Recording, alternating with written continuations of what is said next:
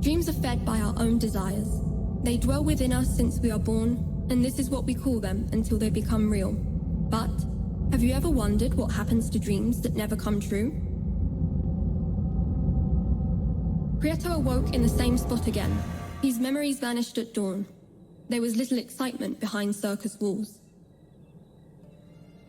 Wandering nor here nor there whilst picking gypsophilas was often the main source of entertainment. Just as every night, Prieto had the recurrent feeling that the strange beings and pantomimes that inhabited the orb were somewhat unlike him.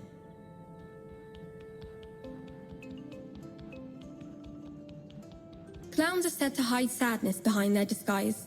Strength to put on a smile had abandoned this one clown. Fears of being branded as ridiculous drove him to desperately seek approval. In the end, his possessive little puppet took control of his movements with the strings that held them together. Prieto was insecure and shy, and had never really found the courage to mingle with the others, but surely just around the corner that was all going to change. Looking at the clown, Prieto came to realize that there was something he wanted to say, but the puppet wouldn't let him. What if he just cut the strings?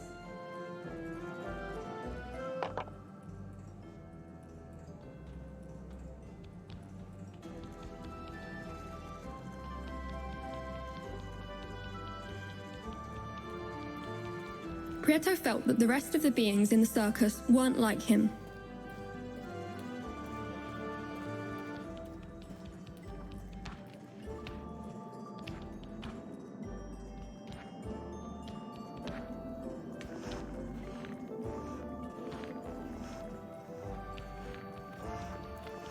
Prieto felt that the rest of the beings in the circus weren't like him.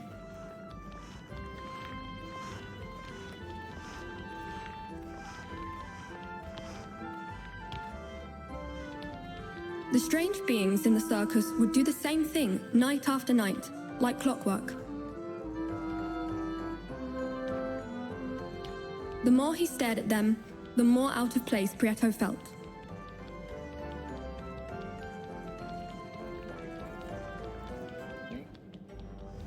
Prieto felt that the rest of the beings in the circus weren't like him. While Prieto pondered over how to free the clown, he encountered greasy, obese Gran Mac, who, as he usually did, was milking his poor skinny cow. Greed is a bottomless pit, a never-ending effort which never provides true satisfaction, and Gran Mac was the epitome of a greedy soul. He found utmost joy in storing all kinds of objects, for they were his most cherished treasure. He boasted to others about them and took displeasure in seeing them touched by hands that were not his own.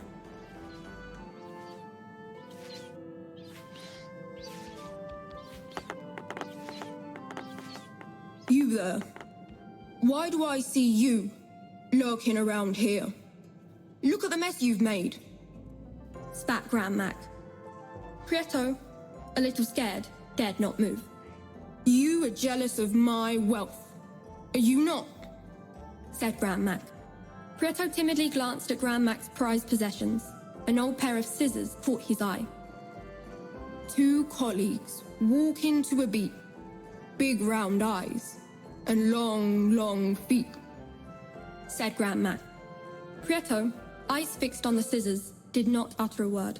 In view of this, Gran Mac said, Are you dumb, or you just cannot talk? Do you like my scissors? If you want them, you will have to give me something precious in return. Round like a saucer, unaffected by blows, and relentless bouncer.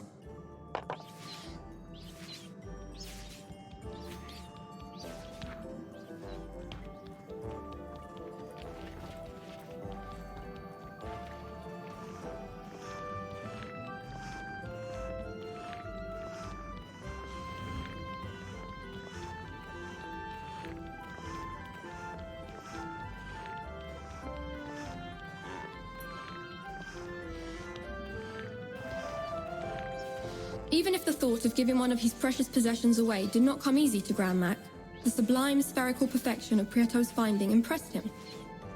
After some hesitation, Gran Mac decided on offering a truce. So it seems that you were not so dumb after all. You may have the scissors in exchange for the ball, he said. Silence is a hard argument to refute, and Prieto remained tight-lipped. Grand Mac handed over his precious scissors to Prieto, and then admired his newly acquired orbicular treasure.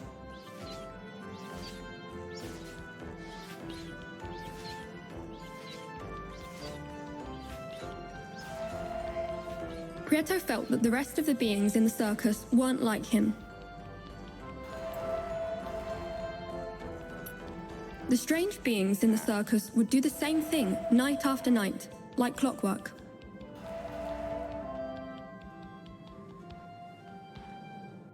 Prieto returned to the clown's house. Again, he had the feeling that the clown wished to share something important, but the puppet wouldn't let him. Armed with his scissors and guided by his kind heart, Prieto decided to cut the strings that held the clown captive.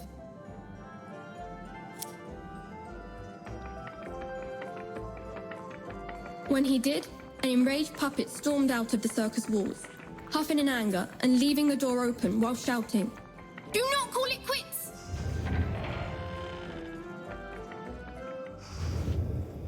Unshackled from the puppet strings, the clown broke his silence and warily said to Prieto, "Once, a long time ago, I was just like you. I too was full of hope, but over time, I became infected with laziness and neglect, and soon ended up trapped in my own misery. I wholeheartedly appreciate what you've done. I fear it is too late for me, but you still have time to leave this place. It is said that beyond the circus walls, within the great volcano, lies the well of truth. There, dreams come true. Follow me, and I will show you something," offered the clown.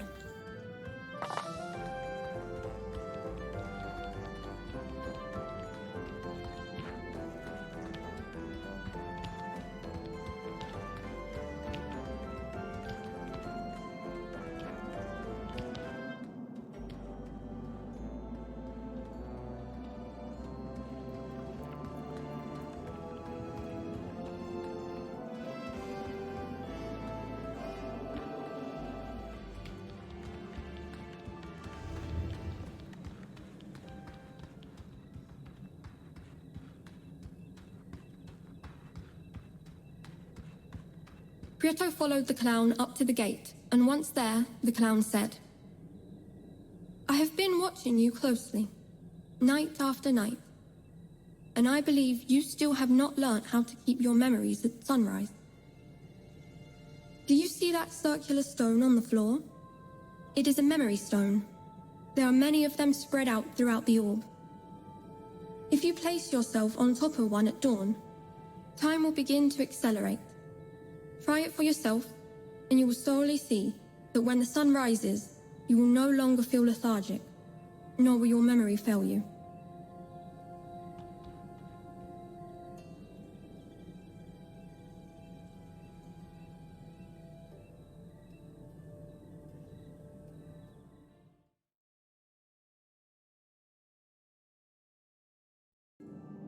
Daytime arrived, and the memory stone took Prieto to the Drosophila field, a place of splendor, filled with light that made Prieto feel so light as a feather and full of hope. Still unaware, Prieto ignored that those beautiful spores floating through the air were going to be much needed on his journey.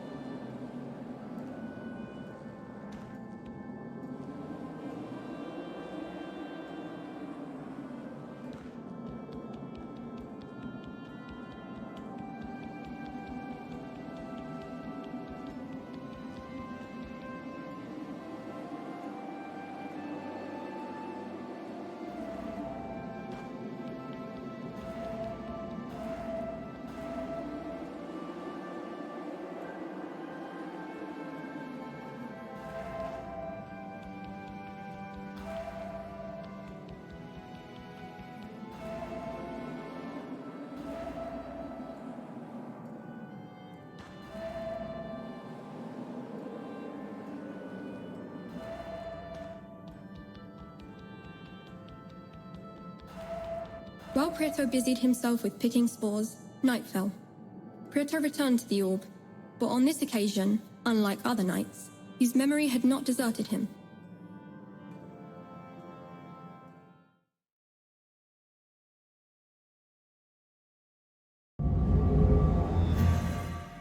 The clown stood next to the memory stone and, determined to help Prieto, remarked,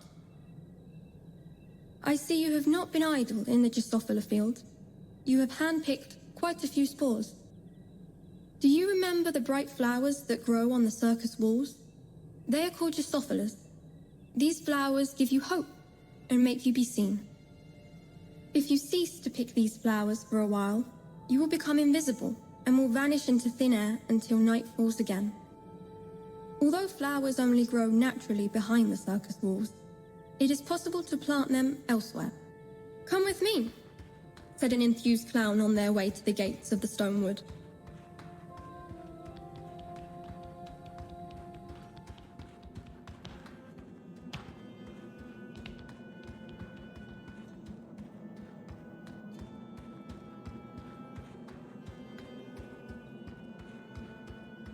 An intrigued Prieto kept track of the clown. Once inside the wood, the clown said, This here is the ideal spot to plant the spores you pick. You will soon see how quickly flowers full of hope bloom." Prieto, the clown, full of excitement as he had once been before, said to Prieto, "If you so desire to explore the orb, you ought to learn how to administer the spores correctly. I have marked out specific areas of the wood that are suitable for cultivation. If you plant seeds in these areas, you should be able to visit the flank. They tend to contradict themselves a fair bit, but the truth of the matter is, they hold many secrets regarding the orb. Not far from where they live lies a big stone heart. It is said to hold a secret within." Prieto entered the stone wood guided by the glimmering spots the clown had marked out to plant Drosophilas.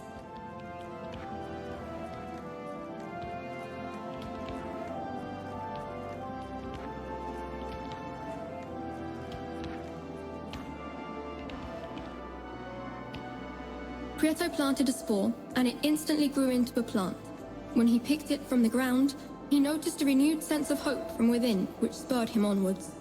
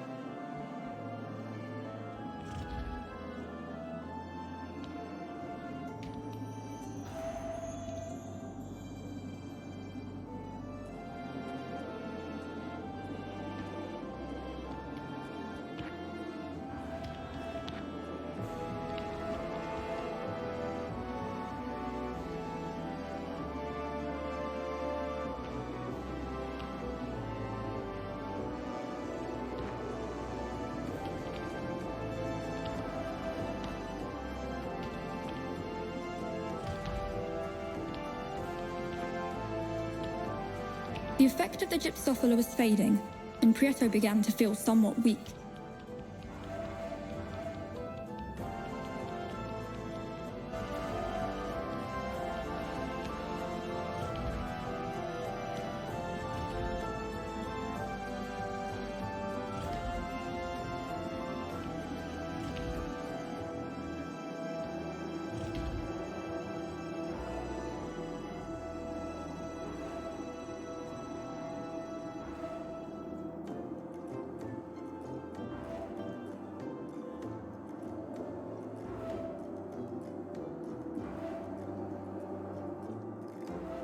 Prieto began to feel somewhat weak. It was clear that he was in need of the magical Drosophila in order to remain visible. Prieto became invisible. He needed Drosophila so as not to disappear completely.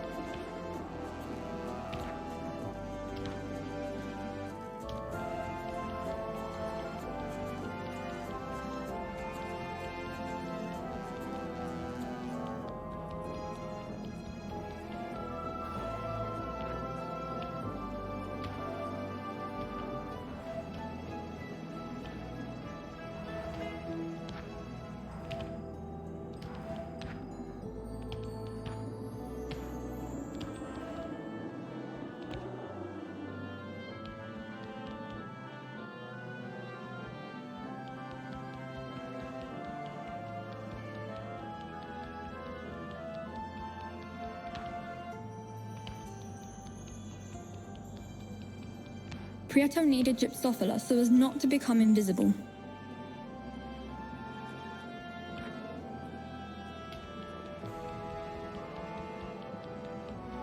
Prieto became invisible.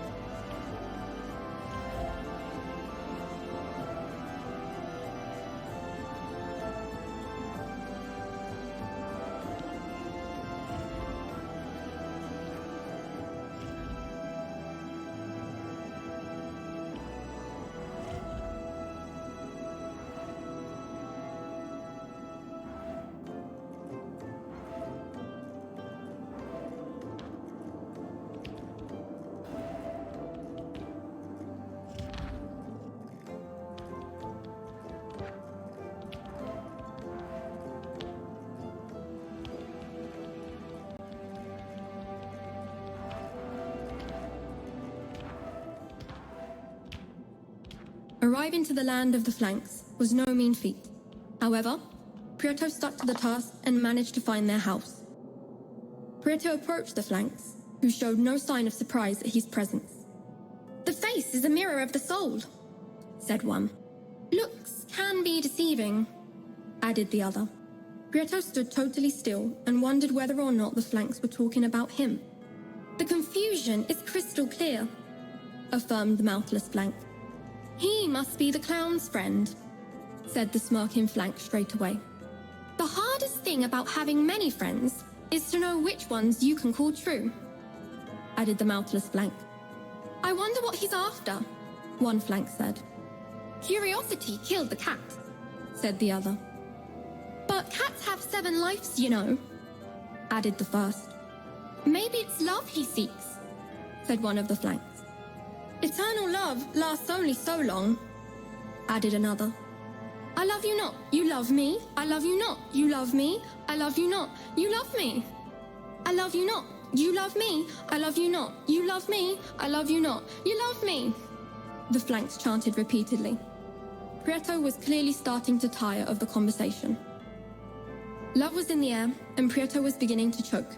He decided the best thing would be to leave the flanks as they were and continue to search for the big stone heart that the clown had spoken of.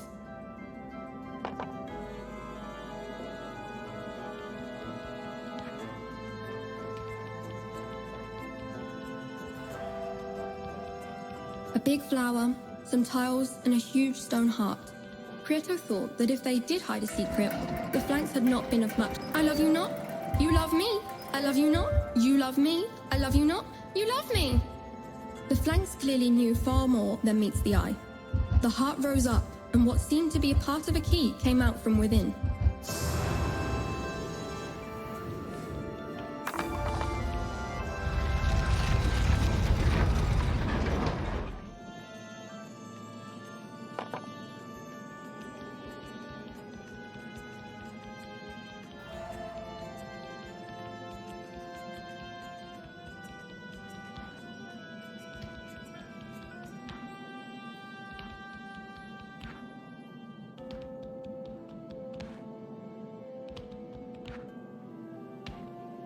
Prieto left the stone wood as dawn was fast approaching.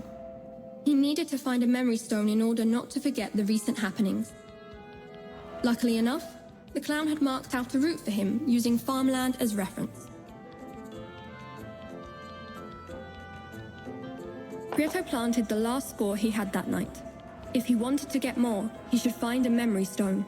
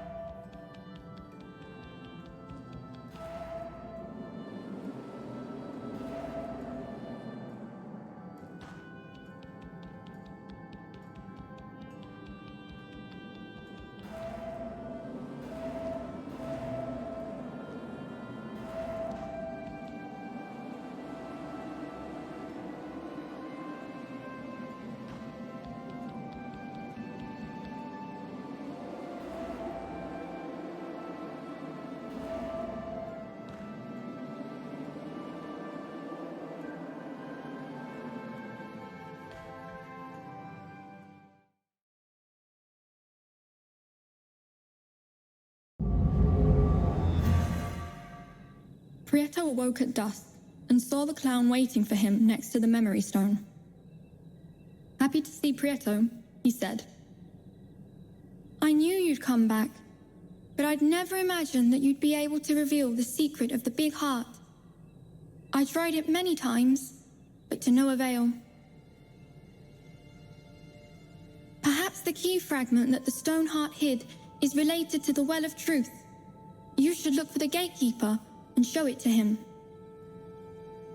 The gatekeeper knows how to open all of the orb's doors. You'll recognize him easily. He's green, always dallies around naked, and is a very panicky and scared person. When you see him, take care not to scare him. I no longer have the strength to leave the circus, so you'll have to search for him by yourself. Remember all that you've learned about the picking of the gypsophila. Now you're ready to plant them wherever you please. Dose them up and you'll be able to travel quite far without turning invisible," sentenced the clown while he returned towards the inside of the circus.